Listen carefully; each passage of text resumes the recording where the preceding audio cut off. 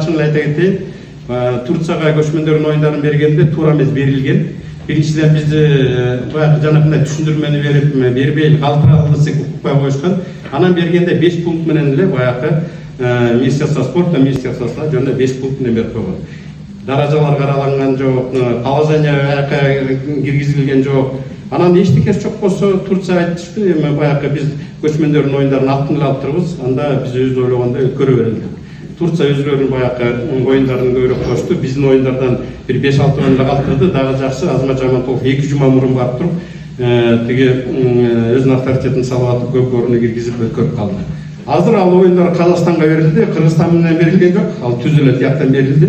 Ошондо кайрылы эмесинде келишимде эчтекеде баягы эме жазылган. Кыргызстан правовладелец деп да эмес чыккан эмес да. Анан аларга келгенден кийин алар айтып атат, биз деле дүйнөгө өзүбүздүн улуттук баалуулуктарды